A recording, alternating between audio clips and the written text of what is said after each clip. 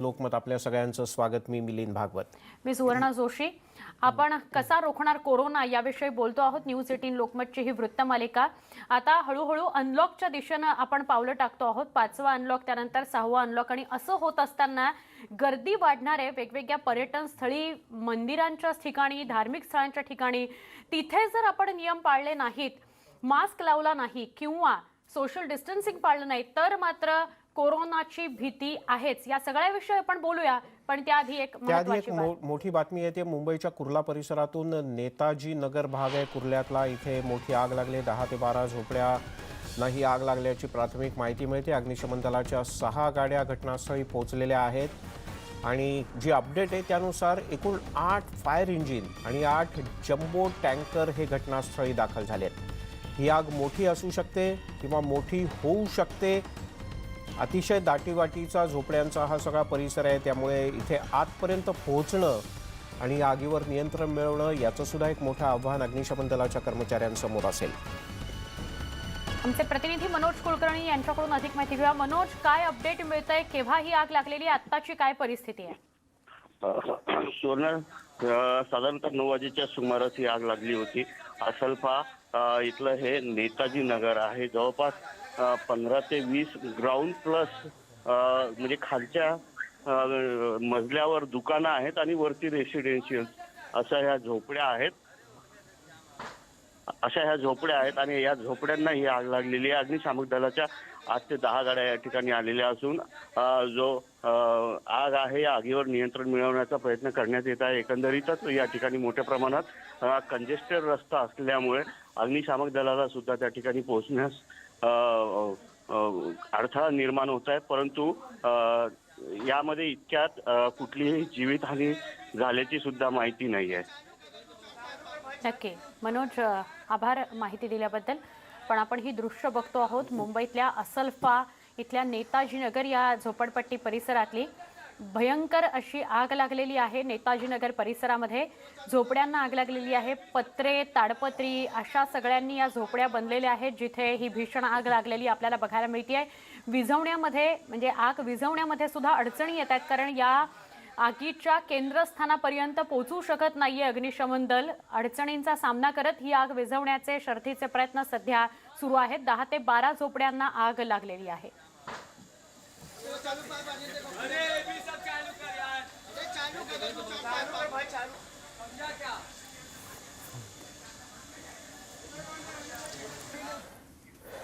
आणि आता आपण पुन्हा एकदा आपल्या वृत्तमालिकेकडे वळूयात, ते म्हणजे अनलॉक होतंय। आता 100% अनलॉकच्या अगदी जवळ पोहोचलेलो आहोत आपण, पण या सगळ्यात पर्यटन सुद्धा खुलं होणार आहे पूर्णपणे। पण कोरोना कसा रोखणार? कारण अशी भीती व्यक्त केली जाते सुवर्ण की दुसरी लाट कदाचित येऊ शकते। खरंय, आणि त्यामुळे आपण जाऊया, आमचे प्रतिनिधी अद्वैत मेहता आपल्या सोबत आहेत त्यांच्याशी बोलण्याकरता। अद्वैत, खरं तर अनलॉक आता होऊ लागलंय, सगळीकडेच गर्दी आपल्याला बघायला मिळते आहे। काही ठिकाणाहून अशाही बातम्या येत आहेत की दिवाळीच्या काळामध्ये गर्दी जरी दिसली तरी कोरोनाचा आकडा मात्र कमी होता, तुलनेने तो वाढला नाही जितकी भीती होती। पण दुसरी लाट येऊ शकते ही तर टांगती तलवार आहेच। काय सांगाल या सगळ्याविषयी?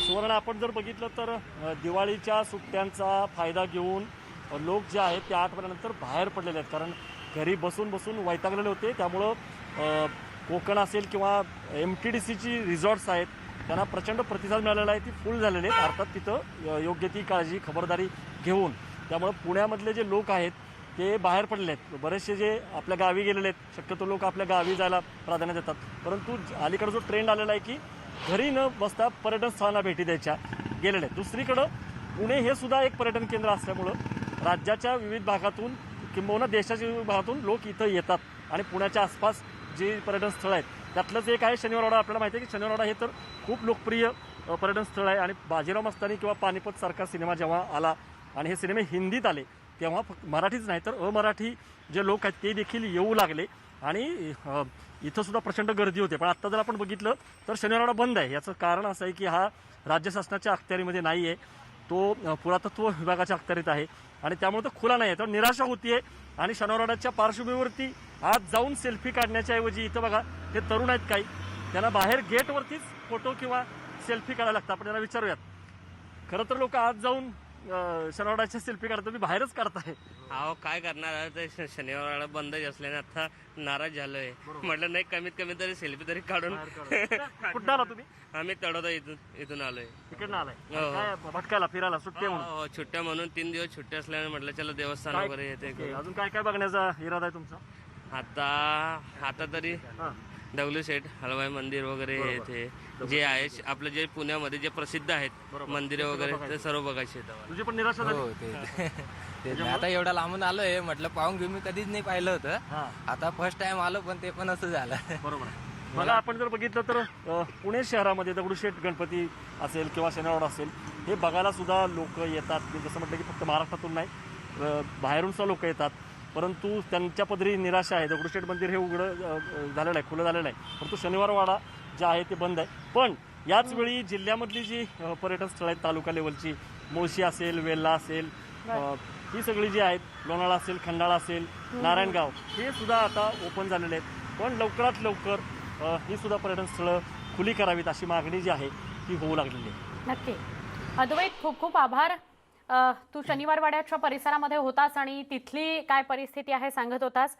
खरं तर लोक मिलिंद खूप कंटाळलेली आहेत एवढे महिने सलग घरात थांबून. खरंय. आणि वर्क फ्रॉम होम म्हटल्यावर सकाळी 9 ते रात्री 9 काही सुटका नाही लोकांची. म्हणून लोक बाहेर तर पडत आहेत, पण काळजी मात्र नक्की घ्यायला हवी आहे. सोशल डिस्टन्सिंग पाळायला हवं आहे, मास्क वापरायला हवा आहे. राज्य अनलॉक झाल्यानंतर नागरिक घराबाहेर पडू लागल्याचं चित्र आहे. पर्यटन स्थळावर गर्दी बघायला मिळते आहे. कोकणातही हळूहळू पर्यटक वाढू लागलेत, म्हणजे त्यांची संख्या वाढू लागली आहे. दिवाळीच्या सुट्टीत पर्यटक मोठ्या प्रमाणात आहेत, त्यामुळे व्यवसायाला चांगली उभारी मिळालेली आहे. पर्यटनामुळे स्थानिकांना रोजगार सुद्धा मिळतोय, अर्थचक्राला गती मिळायला लागलेली आहे. कोरोनाचा धोका मात्र कायम आहे, त्यामुळे गर्दी जर वाढली तर त्याचे परिणाम काय होतील असा प्रश्नही आहेच. मुरुडच्या समुद्र किनाऱ्यावरून आपण अधिक माहिती घेऊयात. आपले रत्नागिरीचे प्रतिनिधी शिवाजी गोरे आपल्यासोबत आहेत. शिवाजी, मुंबईला जवळचं असलेलं ठिकाण म्हणजे रायगड जिल्हा आणि स्वाभाविकपणे पर्यटकांचे पाय इथे वळतात. काय म्हणणं या पर्यटकांचं? बाहेर तर पडलेत ते, पण या सगळ्या कोरोनाच्या काळात ते स्वतःची काळजी कशी घेणार? मार्च एप्रिलमध्ये लॉकडाऊनमुळे पर्यटन स्थळ बंद होती. त्यामुळे पर्यटक गेले 6-7 महिने समुद्र किनाऱ्याकडे फिरकले नव्हते. मात्र आता दिवाळीच्या सुट्ट्या सलग लागून आल्या आणि अनेक पर्यटक आता कोकणच्या समुद्र किनाऱ्याकडे वळले आहेत. कोकणच्या समुद्र किनाऱ्याला मोठ्या प्रमाणात पर्यटक पसंती देत आहेत. मी मुरुडच्या समुद्र किनाऱ्यावरती आहे. मुरुडच्या समुद्र किनाऱ्यावरती काही पर्यटक सुद्धा आलेत. आपण त्यांच्याकडून जाणून घेऊया, कारण 6-7 महिने ते घरी बसून कंटाळले होते. मात्र आता कंटाळलेला पर्यटक आता कोकणातल्या समुद्र किनाऱ्याकडे वळलाय. मला सांगा सर, की तुम्ही आता मुरुडच्या समुद्र किनाऱ्यावरती आलात, आपल्याला काय वाटतंय? लॉकडाऊन मध्ये तुम्ही घरी होतात. 8 महिन्यापासून कोविडमुळे सगळेजण घरी होते. ते आता कुठंतरी थोडस सुरू झाले. त्याच्यामुळे मुंबई कंटाळून गेली होती. 8 महिन्यापासून घरातच आहे. त्यामुळे निर्णय घेतला की 4 दिवस तरी आपण बाहेर जाऊन या, समुद्र किनाऱ्यावर जाऊन. आम्ही औरंगाबादवरून राहतो आणि त्यामुळे चांगलं वाटतंय. थोडंसं वातावरण थोडंसं मोकळं झालं, त्याच्यामुळे चांगलं वाटतं. मॅडम, आपण काय करता? तुम्ही आता मुरुडच्या समुद्र किनाऱ्यावरती आलात, तुम्हाला आता कसं वाटतंय? अत्यंत रम्य आणि आनंददायी वातावरण आहे. की एक मोकळा श्वास वाटतो आहे की इतक्या महिन्यानंतर जणू काही मोकळा श्वास घेत आहे मी या बीचवर. आणि खरंच असं म्हणतात ना, जिंदगी कभी रुकती नहीं चलती रहती है. रुक रुक के चलना जिंदगी का नाम नहीं है. तो ये रुकी हुई जिंदगी अब हमारी चल पड़ी है. तो सच में ये बहुत ही एक सुखद आनंद है आणि छान वाटतंय की मुलं इथं आनंदामध्ये रमतायत. आता शाळा सुद्धा लवकरच सुरू होणार आहेत, काय सांगाल तुम्ही? शाळा तर आता नक्कीच चालू व्हाव्या असं वाटतंय. आणि जर अशा वातावरणात जर हळूहळू का होईना शाळा जर चालू होत असतील तर मुलांसाठी तो एक पुन्हा एक आनंदाचं वातावरण निर्माण होणार आहे. कारण की मुलं देखील खरंच कुठेतरी कोंडलेली आहेत. ऑनलाईन शिक्षण किती दिवस घेणार?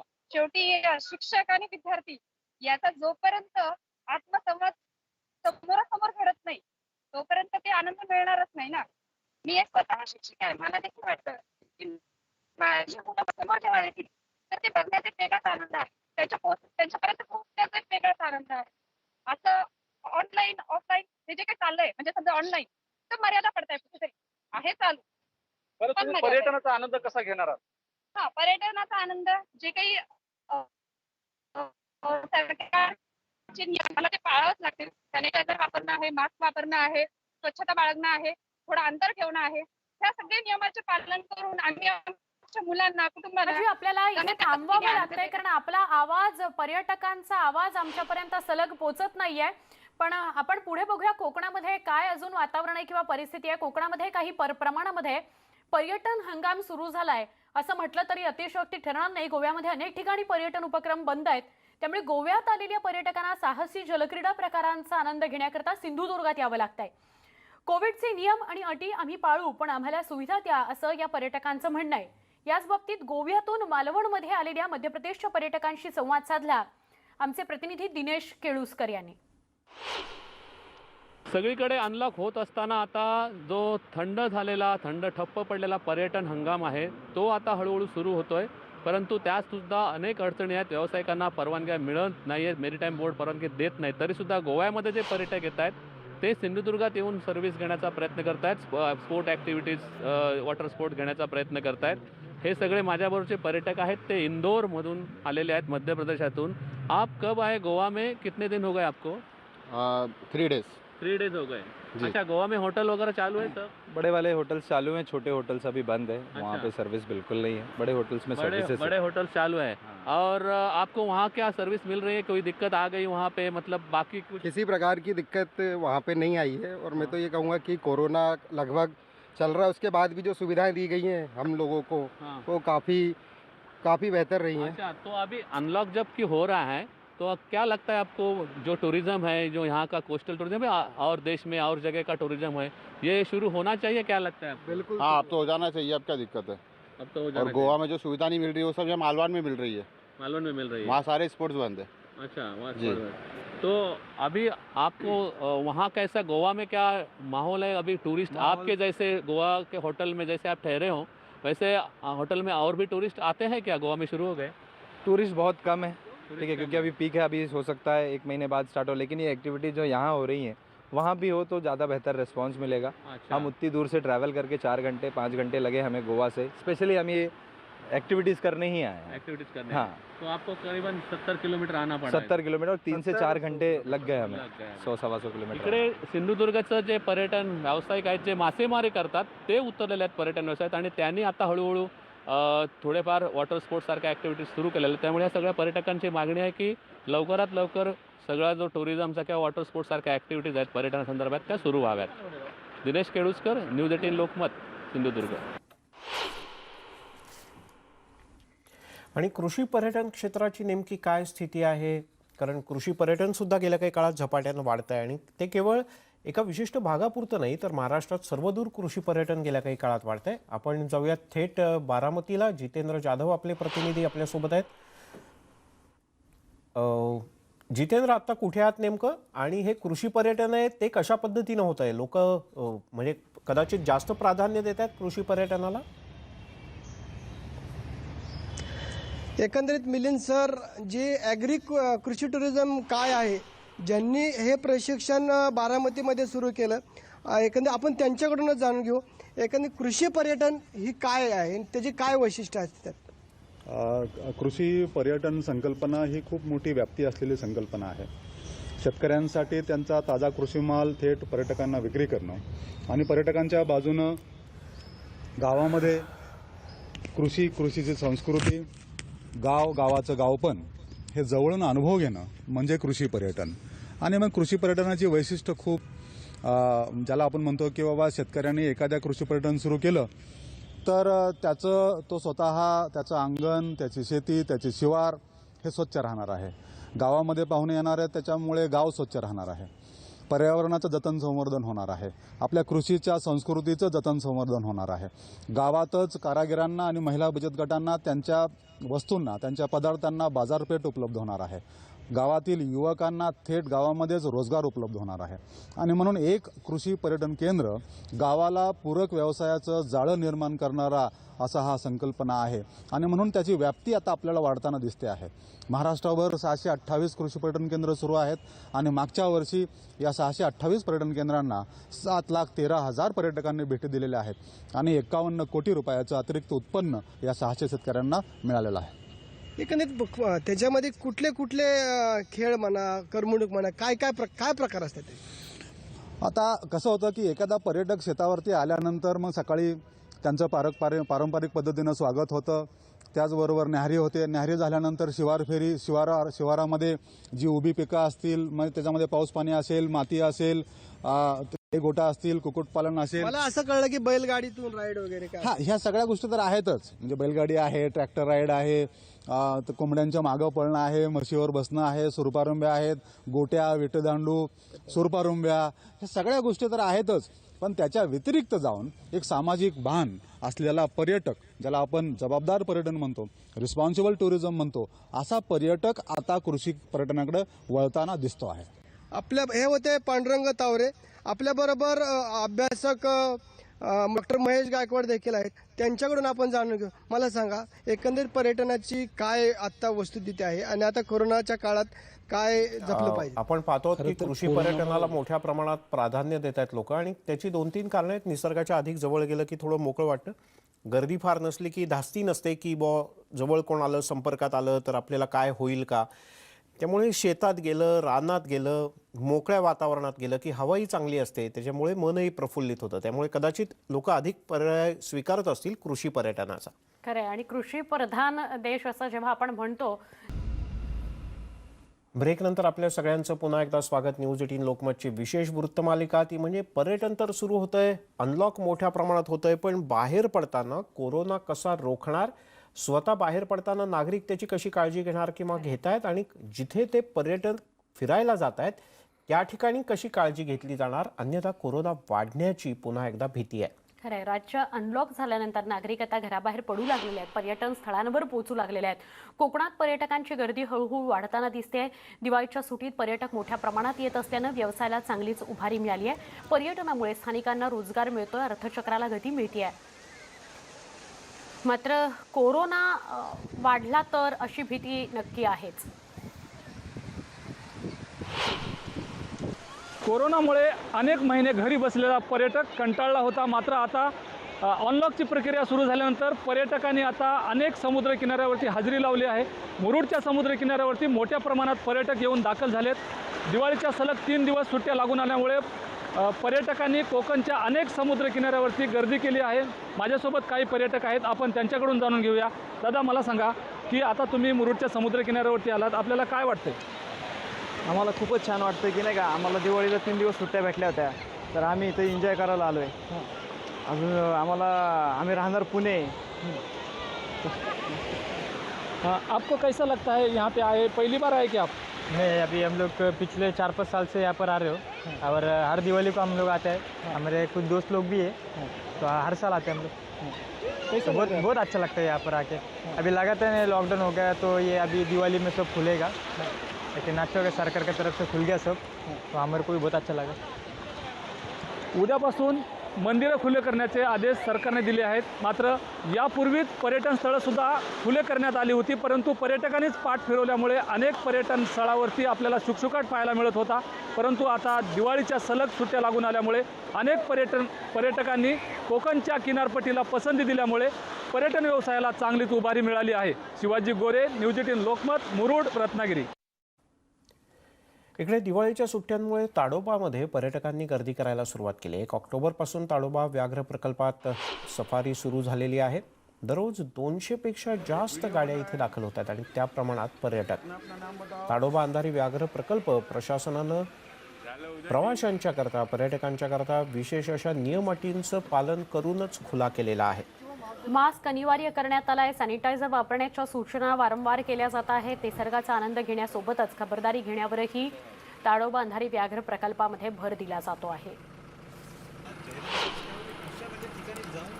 असल्यामुळे दिवाळी तर आपण सोशल डिस्टन्सिंग आणि कोविड पॅन्डेमिकच्या ह्याच्यामध्ये मास्क लावून आणि सगळी काळजी घेऊन जे रूल्स रेग्युलेशन्स गव्हर्नमेंटने दिले आहेत ते सगळे घेऊन करतो आहोत. सॅनिटायझरचा वापर वगैरे.